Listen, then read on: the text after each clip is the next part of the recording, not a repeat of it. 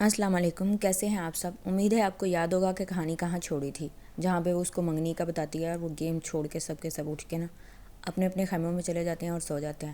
نشا اس کو وہاں کہتی ہے کہ تمہیں اس کو منگنی کا نہیں بتانا چاہیے تھا۔ وہ بھی سوچتی ہے کہ ہاں صبح وہ کتنا خوش تھا، لیکن منگنی کا سنتے کیسے چپ ہو گیا۔ پھر ایک دم سے اس کو آواز آتی ہے پری، تو وہ اس کو پتہ چل جاتا ہے افق ہے۔ افق اس کو باہر بلا رہا ہوتا ہے، تو وہ باہر آ جاتی ہے۔ کہتا وہ مجھے نیند نہیں آ رہی تھی، سوچا کچھ دیر اکٹھے واک کرتے ہیں۔ پھر وہ دونوں گھاس پہ چلنا شروع کر دیتے ہیں۔ وہ اس سے پوچھتا ہے کیسا ہے تمہارا منگیتر؟ کہتی اچھا ہے، خوبصورت ہے، ویل مینرڈ ہے، بس اسے محبت کرتا ہے۔ کہتا لیکن تم نے میرے سوال کا جواب نہیں دیا، وہ اچھا ہے؟ کہتی ایک بادشاہ بھی، ظالم اور جابر بادشاہ بھی اپنی جتنا برا ہو اپنی رعایا کے لیے اتنا ہی اچھا ہوتا ہے۔ پھر ہم اسے کیا کریں؟ مجھے نہیں پتا میں تمہارے اس سوال کا جواب دے سکوں گی یا نہیں۔ پھر وہ گھاس پر بیٹھ جاتے ہیں۔ پھر دوبارہ پوچھتا ہے تم اسے پسند کرتی ہو؟ وہ میری پھپھو کا بیٹا ہے، پاپا کو بہت پسند ہے، انہوں نے منگنی سے پہلے میری مرضی نہیں پوچھی تھی، پھپھو نے رشتہ مانگا، انہوں نے ہاں کر دی۔ تم ہمارے پاکستان کے رسم و رواج نہیں جانتے، یہاں سے مختلف ہیں۔ یہاں صرف رشتوں کو، اگر رشتوں میں چچا یا ماموں کو انکار کر دیا جائے تو وہ انا میں آ کر خون کے رشتے توڑ ڈال دیتے ہیں۔ اور پاپا کی صرف ایک ہی بہن تھی، اس لیے اپنے پاپا اپنے بہن کو چھوڑنا نہیں چاہتے تھے، اس لیے انہوں نے رشتہ نہیں توڑا۔ ویسے بھی وہ مالی لحاظ سے بھی اچھا تھا، تو پاپا کو رشتہ پسند آ گیا اور انہوں نے ہاں کر دی۔ انہوں نے مجھ سے پوچھا ہی نہیں۔ پھر وہ اس سے پوچھتا ہے تمہیں کبھی نہیں لگا کہ تمہاری زندگی میں کبھی کوئی ایسا آئے گا جو تم سے محبت کرتا ہوگا، جسے دیکھ کر تمہیں یہ لگے گا کہ یہی ہے جس کا ساتھ تمہیں عمر بھر کے لیے چاہیے؟ بریچی آگے سے جواب دیتی ہے کہ کچھ لوگ جو ہوتے ہیں نا زندگی میں بہت دیر سے ملتے ہیں افق ارسلان، اتنی دیر سے کہ ہم چاہیں بھی تو انہیں اپنی زندگی کا حصہ نہیں بنا سکتے۔ تو جو لوگ زندگی میں بہت دیر سے ملتے ہو، ان کو آپ اپنی ترجیحات میں کس مقام پر رکھتی ہیں ڈاکٹر پریشے جہاں زیب؟ وہ بھی بہت ایک دم سے نا غصے سے بولتا ہے۔ وہ اس کو دیکھتی ہے کہ اس کا لہجہ طنزیہ ہوتا ہے۔ میرے نزدیک ہر فرد کی اہمیت بولنے لگتی ہے، لیکن اس کا ہیٹ اڑ جاتا ہے، وہ ہیٹ پکڑنے کے لیے اڑ جاتی ہے۔ پھر وہ دونوں اس بات کو چھوڑ دیتے ہیں۔ چلو، کہتا چھوڑو، جانے دو، تم منگنی شدہ ہو تو کیا ہوا، ہمارے درمیان ایک اور تعلق تو ہے نا۔ وہ بہت حیران ہوتی ہے، کہتی کون سا تعلق؟ بھائی ہم اچھے دوست تو ہیں نا۔ وہ ایک دم سے پھر حشاش پشاش ہو جاتا ہے اور کہتا ہے وہ چلو، کہتی ہاں یہ تو ہے، تو پھر ہم اچھے دوست ایک ساتھ راکا پوشی پر تو جا سکتے ہیں نا۔ کہتی نہیں، میرے لیے ناممکن ہے، مجھے پاپا اجازت نہیں دیں گے۔ وہ بہت کنزرویٹو ہیں کیا؟ نہیں، یہ بات نہیں ہے، 4 سال پہلے میرا ایک ایکسیڈنٹ ہوا تھا پہاڑ پہ چڑھنے کے دوران، جس کے بعد پاپا نے میری کلائمبنگ پہ بالکل پابندی لگا دی ہے۔ اب وہ مجھے اس کردو سے آگے جانے نہیں دیتے۔ میرا بہت خواہش ہے جانے کی، لیکن پاپا نہیں جانے دیں گے۔ ان کو لگتا ہے کہ ان کی بیٹی گر جائے گی۔ میں تمہارے ساتھ ہوں گا تو تم کیوں گرو گی؟ وہ بہت اپنائیت سے کہتا ہے۔ وہ ہنس پڑتی ہے، نہیں یہ بات تم میرے پاپا کو نہیں سمجھا سکتے۔ کہتے چلو میں تمہارے پاپا سے بات کرتا ہوں، کوشش تو کر سکتا ہوں نا۔ وہ ایک دم سے چپ ہو جاتی، نہیں اس کی کوئی ضرورت نہیں۔ پھر وہ کہتے ہیں نہیں، وہ مانیں گے نہیں، اس قصے کو چھوڑو۔ کہتا اچھا، اگر زیادہ پرسنل نہیں ہو رہا تو ایک بات پوچھو۔ کہتی تم نے کبھی بتایا نہیں تم کہاں رہتی ہو مری میں؟ ہم نے شاید اپنے بارے میں ایک دوسرے کو کبھی کچھ نہیں بتایا افق۔ وہ مسکرا کر بولی شاید، مگر تم کہاں رہتی ہو؟ یہ وہ سوال تھا جس کا جواب وہ دینا نہیں چاہتی تھی، کیونکہ اس کو پتا تھا کہ اب ہم ملنا تو ہے نہیں، تو نہ ہی جواب دیا جائے تو اچھا ہے۔ میں اس ملک میں اور انہی پہاڑوں میں رہتی ہوں، کراکرم کے پہاڑ ہی میرا گھر ہے۔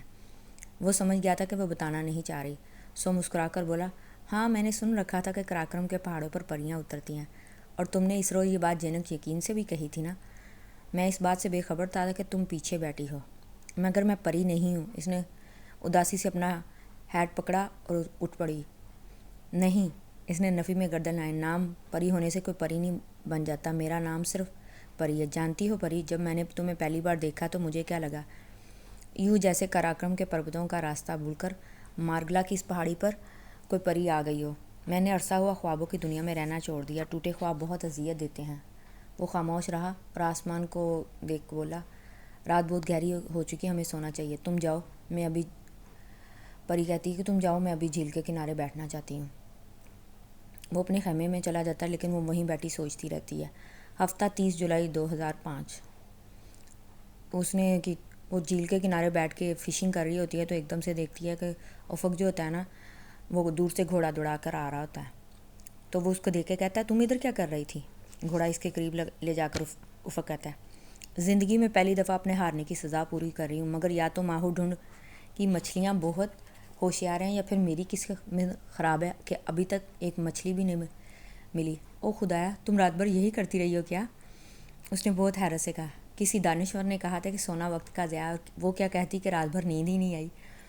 بہت معذرت، مگر میں تمہیں بتانا بھول گیا کہ آج کل ماہوڈن میں مچھلیاں نہیں ہوتی۔ وہ گھوڑے کی لگام تھابے اس پر بیٹھا تھا۔ کیا؟ وہ چلا کر کھڑی ہوئی، گود میں رکھا ہیڈ نیچے گھاس پر گر پڑا۔ تم نے مجھے غلط ڈیر کیوں دیا؟ مجھے بھی اسی دانشور نے بتایا تھا کہ وقت ضائع کروانے کے اور بھی بڑے طریقے ہوتے ہیں۔ پھر وہ ہنسا۔ بہتر، اب تم اپنی نئی راڈ خریدنا۔ وہ اٹھا کے اس کی مچھلی فشنگ والی راڈ پانی میں پھینک دیتی ہے، جس سے وہ جھیل میں ڈوب جاتی ہے۔ میں یہ راڈ دریا سے ٹراؤٹ کا شکار کرنے کے لیے آیا تھا، مگر تم نے خود ہی ٹراؤٹ کھانے سے محروم کھا لیا۔ میں ٹراؤٹ کھائے بغیر بھی ایک اچھی زندگی گزار رہی ہوں۔ وہ ہیڈ سر پر رکھ کر آگے بڑھ پڑتی ہے۔ سنو کراکرم کی پری، اس کو ایک دم سے روکتا ہے۔ تمہارا ایک یادگار تصویر کھنچانے کا دل نہیں چاہ رہا؟ نہیں، مگر میرا چاہ رہا ہے۔ پھر وہ گھوڑے سے اترا اور بھاگ کر اس آدمی کی طرف آیا جس کا گھوڑا تھا، اور اس کا ہیٹ اس کو پکڑایا، اس کا ہیٹ اپنے سر میں پہنا، اپنی جیکٹ اس کو دی، اپنی گھڑی اتار کر دی۔ کہتے چلو یہ کرتے ہیں۔ کہتی یہ کیا کر رہے ہو؟ کہتا وہ میرا دوست ہے نا جنک، ہم نے بھی اپنی نا ٹیکنیکل یونیورسٹی کے آخری دن میں ایسے ہی ایک یادگار تصویر کھنچائی تھی۔ کہتی ہم بہت عجیب لگ رہے ہیں۔ کہتا ہم نہیں، صرف تم۔ مسکراتے ہوئے چڑھا کر اس کو بولا، اور بعد میں اس گھوڑے والے کو بلا کر کہا کہ تم تصویر کھینچو ہماری۔ درمیان میں گھوڑا تھا، ایک سائڈ پہ وہ تھی، ایک سائڈ پہ وہ۔ گھوڑے والا بنا مطلب وہ کہ جیسے چیز یا ویسے اس کو ریڈی گئے ان کو سے سین کھینچ دیتا ہے۔ کہتا شکریہ۔ وہ اپنی ہنسی روک کر اس سے اپنا کیمرہ پکڑ لیتا ہے اور تصویر نکال کر نہ اس کو ہلاتا ہے۔ کہتا تم پاکستانی میں ایک بات بہت بری ہے، ریڈی کہے بغیر ہی تصویر کھینچتے ہو۔ پریشے کو بھی یاد آیا کہ مری میں اس نے بھی ریڈی کہے بغیر ہی تصویر کھینچی۔ ہاں، ہم بہت سے کام ریڈی کہے بغیر ہی کرتے ہیں۔ خیر پھر انہوں نے تصویر دیکھی، تصویر بہت عجیب لگ رہی تھی، جس نے افق نے اس کی ٹوپی پہنی ہوئی تھی اور ایک طرف وہ ہنس رہی تھی اور وہ اس کو دیکھ رہا تھا گھوڑے کو دیکھتے ہوئے، کیونکہ تصویر لی اچانک گئی تھی اس لیے ایسی آئی تھی۔ اس کو کہتا ہے تم رکھنا چاہتی ہو؟ کہتی نہیں۔ پھر وہ تصویر اپنے پاس رکھ لیتا اور اپنی چیزیں بھی واپس لے لیتا ہے۔ وہ کہتا ہے تمہیں گھوڑے اچھے لگتے ہیں، چلو بیٹھو گھوڑے کی سواری کرو۔ کہتی نہیں مجھے گھوڑے اچھے نہیں لگتے، مجھے نہیں بیٹھنا۔ کہتا بیٹھ جاؤ، یہ بہت اچھا گھوڑا ہے، خوبصورت عورتوں کا احترام کرتا ہے۔ تو آگے سے بولتی نہیں میں عورت نہیں ہوں، میں لڑکی ہوں۔ اچھا اوپر بیٹھو نا۔ وہ اس کو گھوڑے کے اوپر زبردستی بیٹھنے کو کہتا ہے، لیکن وہ بیٹھتی نہیں ہے۔ ایک دم سے ڈر جاتی ہے تو گھوڑا بھی ڈر کر بھاگتا ہے اور گھوڑے سے چھلانگ لگا دیتی ہے، جس کی وجہ سے اس کے ہاتھ پہ چوٹ لگ جاتی ہے۔ تو وہ اس کے پاس آ کے دیکھتا ہے ہاتھ پہ چوٹ لگی ہوتی ہے، تو چوٹ اتنی زیادہ تو نہیں لگتی، لیکن وہ رونا شروع کر دیتی ہے کیونکہ وہ رات سے تھوڑی ڈپریشن میں تھی، تو اب اس کو رونے کا آسان حل مل گیا تھا جس وجہ سے روتی۔ افق شرمندہ ہو جاتا ہے کہ میری وجہ سے چوٹ لگی۔ وہ کہتا ہاتھ دکھاؤ ادھر، کیا ہوا؟ اور کیا بہت درد ہو رہا ہے اس کو روتے ہوئے دیکھ کے؟ کہتا نہیں اچھا رو تو نو، میں دوائی لے کر آتا ہوں۔ کہتی نہیں صرف وہ لے آؤ، سنی پلاسٹ لے آؤ۔ تو سنی پلاسٹ، کہتا سنی پلاسٹ کیا؟ کہتی سنی پلاسٹ وہ جو زخم کے اوپر چھوٹا سا لگاتے ہیں۔ اچھا سانتا بانتا، اب مجھے نہیں پتا تم لوگوں کی بولی میں سنی پلاسٹ کو کیا کہتے ہیں۔ پھر وہ لے کے آتا ہے تو وہ سانتا بانتا ہی ہوتا ہے۔ اب خبردار ہونا نہیں ہے۔ پھر وہ اس کو سنی پلاسٹ لگا لیتا ہے۔ اٹھتے اتنے میں اس کا ہیڈ جو ہوتا ہے نا اڑ کے نا جھیل میں گر جاتا ہے۔ اس کو پکڑنے لگتا ہے لیکن پکڑا نہیں جاتا۔ کہتا جانے دو، تم نیا لے سکتی ہو۔ وہ بڑے حیران ہو کے کہتی نہیں، کبھی کبھی کسی بھی چیز کا ریپلیسمنٹ نہیں ملتا۔ تمہارا ڈیر ابھی تک مکمل نہیں ہوا، میں جانتی ہوں، اور میں تمہیں چاہتا ہوں کہ تم میرے ساتھ راکا پوشی پر آؤ۔ کہتی ہے نہیں میں نے نہیں آنا۔ کہتی میں نے سنا ہے وہ نشا کہہ رہی تھی کہ اس کے بھائی کا ایک دوست ہے جو انٹیلیجنس میں وہاں کا چیف ہے، تو اس کا تو صدر سے بات چیت ہوگی نا، تو اپنے صدر سے کہہ کر مجھے ایک نا ایوارڈ دلوا دو نا۔ وہ بہت ہنستی ہے، کیوں تمہیں ایوارڈ کیوں چاہیے ہمارے ہی صدر سے؟ کہتا میں 20 سال بعد اپنے سفر نامے میں لکھنا چاہتا ہوں کہ جب میں اسلامی دنیا کے سب سے طاقتور ملک میں گیا تو اس کے بادشاہ نے میری خوب آؤ بھگت کی وغیرہ وغیرہ، سمجھا کرو نا، شو آف۔ وہ آگے سے بولتی ہے خیر حسیب کا دوست اب اتنا بھی نہیں ہے وہ کہ اس کی صدر کے تک ہی پہنچو، بس وہ ایک سرکاری ملازم ہے چھوٹا سا۔ افق ہنس پڑتا ہے، کیا خوب بات کہی ہے تم نے، چلو میں نے نماز نہیں پڑھی، میں نماز پڑھ لوں۔ پھر وہ وہاں چلا جاتا ہے نماز پڑھنے کے لیے، اور جب وہ وضو کر رہا ہوتا ہے تو وہ دیکھتی ہے کہ اس کے پاؤں کی نا ایک رائٹ پاؤں کی نا اس کی 2 انگلیاں کٹی ہوتی ہیں۔ تو وہ بہت حیران ہو کے پوچھتی ہے افق یہ کیا؟ کہتا یہ ہماری کوہ ماؤں کی زندگی ہے اور ایسا تو چلتا ہی رہتا ہے۔ وہ حیران تو بہت ہوتی ہے لیکن چپ رہتی ہے۔ پھر جب وہ وہاں سے نکلتے ہیں اپنی جیپ میں بیٹھ کے، واپسی کا راستہ ان کا شروع ہو جاتا ہے، تو وہاں سے نا راستے میں ان کی جیپ رک جاتی ہے، کیونکہ راستے میں ہلکی سی بوندا باندی سے ایک تھوڑا سا نا چھوٹا سا پہاڑ نا سڑک کے کنارے رک گیا ہوتا ہے، جس کی وجہ سے بہت زیادہ ٹریفک جیم ہو گیا ہوتا ہے، نہ ادھر سے ادھر کوئی بھی نہیں جا آ رہا ہوتا ہے۔ ایک آدمی بولتا ہے، پٹھان بولتا ہے، ارے یار اس کو امریکہ سمجھ کر دھکا لگاؤ۔ پٹھان کی ساری اس بات سے سارے خوش ہونا شروع ہو جاتے ہیں، تو وہ کہتا ہے یہ تو اتنی جلدی ہٹنے والا نہیں ہے، چلاؤ نیچے دریا تک چلتے ہیں۔ افق اس کو نیچے لے کے چلتا ہے، تو کہتی تم اتنی دیر سے کیا سوچ رہی ہو؟ کہتی کچھ نہیں، اب ہم یہاں سے کل چلے جائیں گے، اب ہم یہاں نہیں آنے والے۔ کہتا نہیں، مجھے لگتا ہے کہ ہم دوبارہ ملیں گے، لیکن وہ آگے سے بولتی نہیں، میں نہیں ملنے والی اب تمہیں دوبارہ کبھی بھی۔ کہتا مجھے یقین ہے تم آؤ گی۔ کہتی چلو اوپر چلتے ہیں، ہو سکتا ہے دیکھیں انہوں نے جسے شاید امریکہ سمجھ کر مطلب پتھر کو دھکا لگا کے پیچھے ہرائی۔ کہتا ویسے ہم اچھے دوستوں ہیں نا پری؟ کہتی ہاں ہم اچھے دوست ہیں۔ اچھا تم مجھے اپنی شادی پر بلاؤ گی؟ لیکن وہ چپ رہتی ہے۔ کہتا جانتا ہوں، میں بھی مذاق کر رہا تھا، تم مجھے کہاں اپنی خوشیوں میں شریک کرو گی؟ ویسے میں تم سے دوبارہ ملنے کا منتظر رہوں گا، میرا خیال ہے میں تمہیں زندگی میں آخری دفعہ دیکھ رہی ہوں۔ اور نفی میں سر ہلاتا ہے، نہیں ہم نہیں بچھڑے، میں راکا بوشی بیس کیمپ میں ایک اچھی کوہ کا منتظر رہوں گا۔ پھر وہ بعد میں اپنے ایک دوسرے کو اپنے ڈپارچر لاؤنج کی طرف بڑھتے ہوئے آخری دفعہ الوداع کہہ دیتے ہیں۔ وہ اس کو پھر روک کے کہتا ہے تم آؤ گی ضرور؟ وہ کہتی نہیں میں نہیں آؤں گی۔ منگل 2 اگست 2005۔ اس کے پری کے گھر میں اس کی پھپھو آئی ہوتی ہیں ڈیٹ فکس کرنے، تو اس کے پاپا کہتے ہیں جاؤ اپنی ماموں اور ممانی کو بھی بلا لاؤ۔ وہ کہتی ٹھیک ہے میں بلا لاتی ہوں۔ ماموں اور ممانی کو بلانے کے لیے نہیں جانے لگتی تو راستے میں سیف آ جاتا ہے کچن میں۔ وہ کہتے وہ سیف کو دیکھ کے خوش نہیں ہوتی، کہتی تم اندر جا کر بیٹھو میں کھانا لگا رہی ہوں۔ تو پھر اس کے پاپا آواز دیتے ہیں بیٹا گئی نہیں ابھی تک؟ کہتی جی پاپا میں جا رہی ہوں۔ وہ ماموں اور ممانی کے پاس جاتی ہے، ان کو کہتی ہیں وہ پاپا آپ کو بلا رہے ہیں۔ تو اس کی ممانی کہتی ہے بیٹا اچھا ہم آ رہے ہیں، تمہیں کوئی ہیلپ چاہیے ہو تو بتاؤ۔ کہتی نہیں ممانی بس آپ آ جائیں۔ اس کی ممانی اس کو دیکھ کے کہتی بیٹا تم خوش نظر نہیں آتی ہو، اگر میرا بیٹا بڑا ہوتا تو میں تمہیں کبھی ان ناقدروں میں نہ جانے دیتی۔ کہتی میرا بہت دل کرتا ہے جان صاحب سے ایک دفعہ پوچھو تو صحیح، سیف میں اچھی شکل کے علاوہ ہے کیا؟ نہ وہ اس کو کوئی تمیز ہے نہ، اور بس اپنی بیٹی اٹھا کے دے رہا ہے۔ وہ چپ کر کے باہر آ جاتی ہے، اس کو پتہ ہوتا ہے کہ اس کی ممانی بھی سیف کو پسند نہیں کرتی۔ باہر آتی ہے تو وہی لڑکا بیٹھا ہوتا ہے۔ تم وہی ہو نا جس کے ابا شاید کور کمانڈر تھے، تو ان کو پچھلے سال ایک اعلیٰ ایجنسی کا عہدہ ملا تھا۔ کہتا جی ویسے وہ اتنے بھی بڑے کور کمانڈر نہیں ہیں۔ کہتی کیا تمہارے ابا کے ہے کہ اتنی پہنچ ہے کہ وہ صدر تک ہوں؟ کہتے ہیں نہیں میں نے ان سے کبھی پوچھا نہیں ہے۔ وہ کہتا ہے نہیں آپا میں نے پوچھا نہیں۔ کہتی ڈونٹ کال می آپا۔ اچھا سوری آپی۔ بدھ 3 اگست 2005۔ سیف اس کو ڈنر کا کہتا ہے لیکن وہ منع کر دیتی ہے، مجھے نہیں کرنا ڈنر۔ تو وہ چائے لے کے اپنے پاپا کے کمرے میں آتی ہے، تو اس کے پاپا پہ کہتے ہیں بیٹا کیا بات ہے؟ کہتی پاپا وہ اگر آپ اجازت دیں تو وہ البرتو ہے نا، میں نے آپ کو بتایا تھا نا، البرتو ایک ترکش ٹیم بھی ہے، وہ کوہ پیمائی کے لیے جا رہے ہیں کچھ دن کے لیے۔ تو اس کے پاپا ایک دم سے بولتے ہیں تم پھر کوہ پیمائی کی بات کر رہی ہو؟ کہتی پاپا نہیں مجھے جانا ہے۔ کہتی تم جانتی ہو میں اجازت نہیں دوں گا۔ اس کے پاپا قطعی لہجے میں بولتے ہیں جی۔ وہ مایوس ہو کر وہاں سے اٹھاتی ہے اور آسمان کی طرف آ کے باہر دیکھنا شروع کر دیتی ہے۔ اس کو اس کی بات یاد آتی ہے کہ اس نے کہا تھا کہ میں آؤں گا، وہ میرا وہاں انتظار کر رہا ہوگا لیکن میں نہیں آ سکوں گا۔ وہ رونا شروع کر دیتی ہے، اپنے کمرے میں جاتی ہے۔ اس نے اپنے کمرے میں بڑے بڑے کوہ پیماؤں کے پوسٹر اور پہاڑوں کی تصویریں لگائی ہوتی ہیں۔ وہ آتی ہے ان کو سب کو اتار کے غصے میں جا کے کچن میں چولہے پہ جلانا شروع کر دیتی ہے اور روئی جا رہی ہوتی ہے ساتھ۔ اس کے پاپا ایک دم سے اس کے پاس آتے ہیں، اس کو دیکھتے ہیں روتے ہوئے، کہتے کیا کر رہی ہے تم نے ان سب کو اتنے شوق سے خریدا ہے؟